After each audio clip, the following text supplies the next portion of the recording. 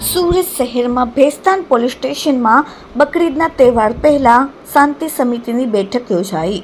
Bhestan police station ખાતે નાયબ police commissioner zone 6 Rajesh Parmar સાહેબની અધ્યક્ષતામાં આગામી બકરીદ તહેવાર અંગે મીટિંગનું આયોજન કરવામાં આવેલું, જેમાં મદદનીશ પોલીસ કમિશનર આઈ ડિવિઝનના એસીપી ગોહિલ તથા પોલીસ ઇન્સ્પેક્ટર એમપી સોલંકી તથા પોલીસ સબ ઇન્સ્પેક્ટર તથા અન્ય ભેસ્તાનના પોલીસ કર્મચારીઓ તેમજ હિન્દુ મુસ્લિમ સમુદાયના આગેવાનો અને શાંતિ સમિતિના સભ્યો હાજર રહેલા।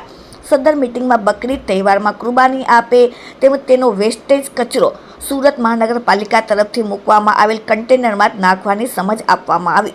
કોઈ અન્ય જગ્યાએ નાખવું નહીં। કુરબાની આપતી વખતે કોઈ પણ પ્રકારના વિડીયો વાયરલ ન થાય તેનું ખાસ ધ્યાન રાખવું। કોઈ પણ ધર્મની લાગણી ન દુભાય તેનું ખાસ ધ્યાન રાખવું।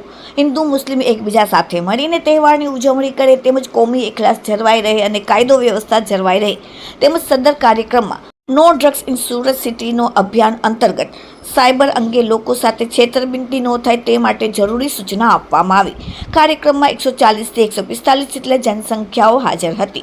છોકરા છોકરીઓ સાથે ઘરેથી ભાગી જાય છે અને પોક્સો જેવા ગુના દાખલ થાય છે, જે બાબતે જરૂરી સૂચનાઓ આપી છોકરા છોકરીની માતા પિતાઓને ઘરે બાળકો પર ધ્યાન રાખે અને આવા કોઈ ગુના ન આચરે તે બાબતે સૂચના આપવામાં આવે તથા ટ્રાફિક અવેરનેસ વિશે હેલ્મેટ પહેરવા બાબતેની સૂચનાઓ સમજાવવામાં આવી। Bureau report, daily India TV, Surat.